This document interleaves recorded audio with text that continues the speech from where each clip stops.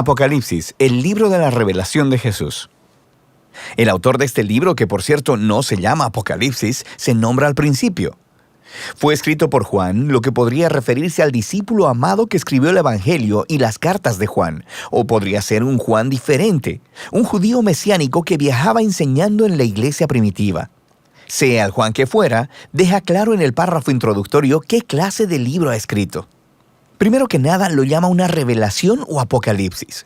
La palabra griega es apocalipsis y se refiere a un tipo de literatura muy conocida para los lectores de Juan, debido a las escrituras hebreas y a otros textos judíos populares. El género apocalíptico registra los sueños y visiones simbólicas del profeta, los cuales revelan la perspectiva celestial de Dios en la historia y en los eventos actuales, de modo que el presente pueda ser interpretado a la luz del resultado final de la historia. Y Juan dice que este Apocalipsis es una profecía, lo que significa que es una palabra procedente de Dios para el pueblo de Dios, hablada a través de un profeta, usualmente para advertirles o para consolarles en un tiempo de crisis. Al llamar a este libro una profecía, Juan está diciendo que se levanta en la tradición de los profetas bíblicos y está trayendo su mensaje a una culminación.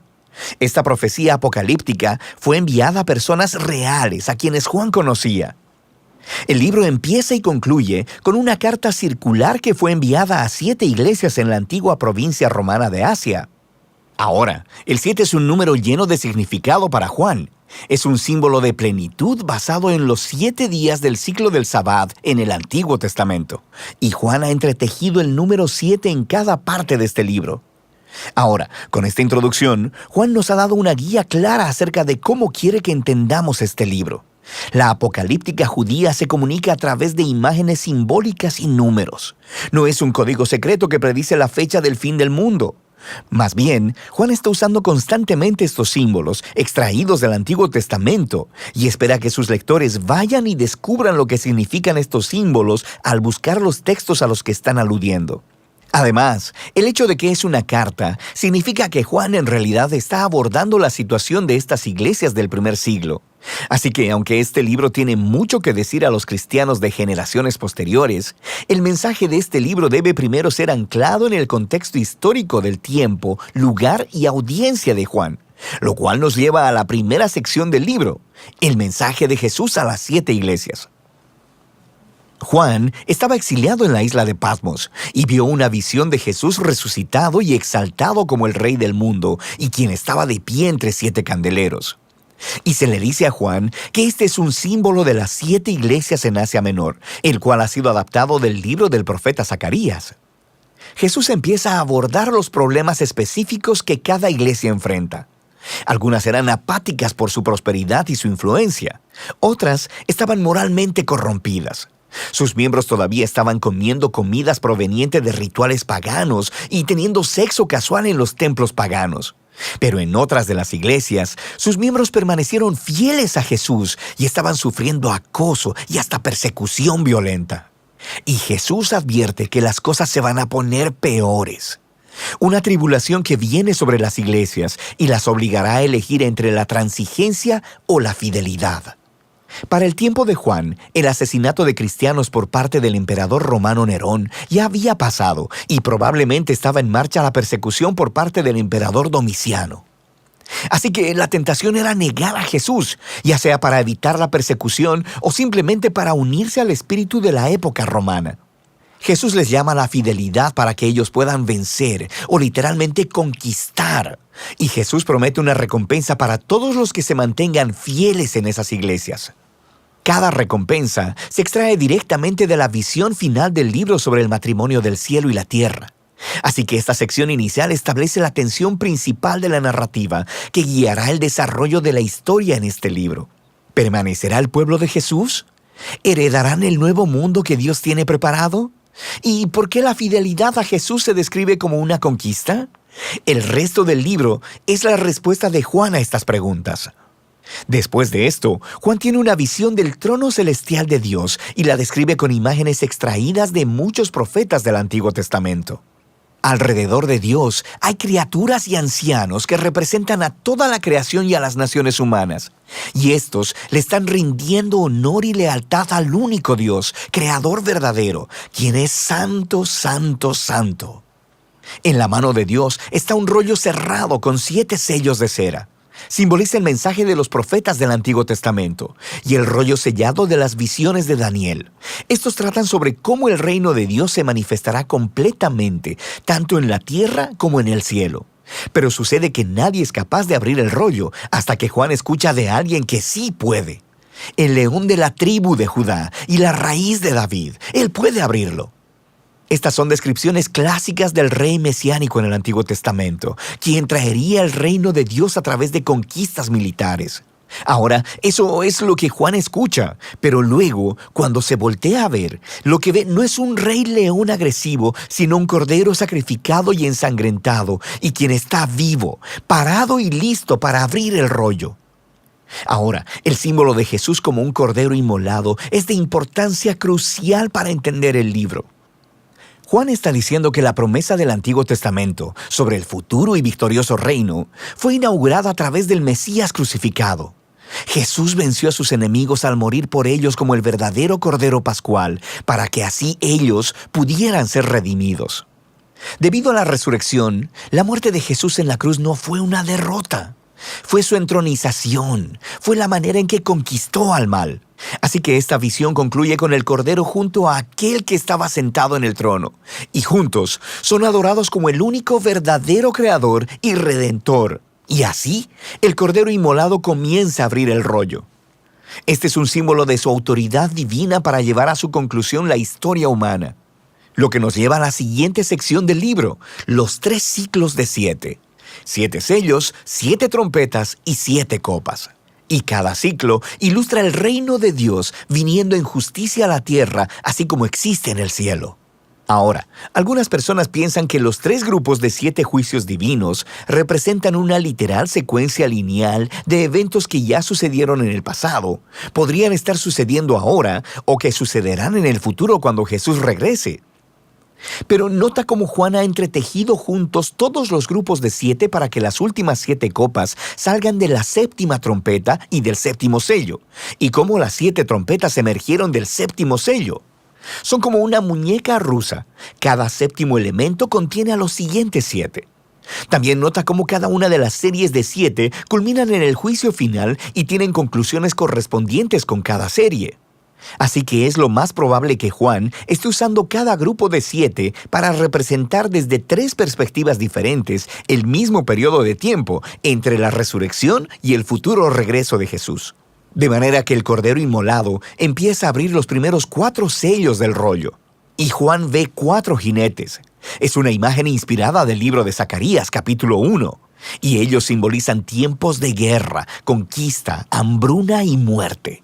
En otras palabras, un trágico día promedio en la historia humana. Luego, el 5º sello representa a los mártires cristianos asesinados delante del trono celestial de Dios y cómo el clamor de su sangre inocente se eleva delante de Dios, como el humo desde el altar del incienso. Y se les dice que reposen porque todavía más cristianos van a morir. No se nos dice por qué, pero se nos dice que no durará para siempre. El 6º sello es la respuesta final de Dios a su clamor. Él trae el gran día del Señor descrito en Isaías y Joel. La gente de la tierra claman, ¿quién podrá mantenerse en pie? Y de repente, Juan detiene la acción con un intermedio para responder esa pregunta. Juan ve un ángel con una sortija de sello viniendo a poner una marca de protección sobre los siervos de Dios, quienes están soportando todas estas dificultades, y escucha que el número de los que fueron sellados es 144,000. Es un censo militar como el que está en el libro de Números, capítulo 1. Hay 12,000 de cada una de las 12 tribus de Israel. Ahora, pon atención. El número de este ejército es lo que Juan escuchó, así como escuchó acerca del vencedor león de Judá. Pero en ambos casos, lo que él vio cuando se volteó a ver fue el sorprendente cumplimiento de esas imágenes militares en Jesús, el Cordero inmolado. Así que cuando él mira este mesiánico ejército del reino de Dios, está formado de personas de todas las naciones, cumpliendo así la antigua promesa de Dios a Abraham. Este ejército multiétnico del Cordero puede sostenerse delante de Dios porque han sido redimidos por la sangre del Cordero y ahora son llamados a conquistar, no matando a sus enemigos, sino sufriendo y dando testimonio, justo como el Cordero. Después de esto, el séptimo y último sello se rompe. Pero antes de que el rollo sea abierto, las 7 trompetas de advertencia emergen y fuego es tomado del altar del incienso. Este simboliza el clamor de los mártires y su derrame sobre la tierra trae la realización del día del Señor. Ahora, con las 7 trompetas, Juan da un paso atrás y cuenta de nuevo la historia, esta vez con imágenes de la historia del Éxodo. Así que los primeros 5 sonidos de trompeta reproducen las plagas enviadas sobre Egipto. Luego, la 6ª trompeta libera a los 4 jinetes que vinieron de los primeros 4 sellos. Pero luego Juan nos dice que a pesar de todas estas plagas, las naciones no se arrepintieron, justo como el faraón no lo hizo en la historia del Éxodo. De manera que parece que el juicio de Dios por sí solo no traerá a las personas a un arrepentimiento humilde delante de él. Entonces Juan detiene una vez más la acción con otro intermedio. Un ángel le trae el rollo sin sello, el cual fue abierto por el Cordero. Y tal como a Ezequiel, se le dice a Juan que se coma el rollo y que proclame su mensaje a las naciones. Finalmente, el rollo del Cordero es abierto y ahora descubriremos cómo el reino de Dios vendrá a la tierra. El contenido del rollo se describe en 2 visiones simbólicas. Primero, Juan ve el templo de Dios y a los mártires junto al altar, y se le dice que mide el templo y que los separe. Es una imagen de protección tomada de Zacarías capítulo 2. Pero los atrios de la ciudad son excluidos y son pisoteados por las naciones. Ahora, algunos piensan que esto se refiere literalmente a la destrucción de Jerusalén que sucedió en el pasado o que sucederá en el futuro. Pero lo más probable es que Juan esté siguiendo la tradición de Jesús y los apóstoles, quienes usan el nuevo templo como un símbolo del nuevo pueblo del pacto de Dios. En ese caso, esto es una imagen de cómo los seguidores de Jesús puede que sufran persecución por parte de las naciones, pero esta derrota externa no puede quitarles su victoria por medio del Cordero. Esta idea se expande en la segunda visión del rollo. Dios designa a 2 testigos como sus representantes proféticos a las naciones. Y una vez más, algunas personas piensan que esto se refiere literalmente a 2 profetas que aparecerán algún día en el futuro. Pero Juan los llama candeleros, lo cual es uno de los símbolos que claramente usa para identificar las iglesias.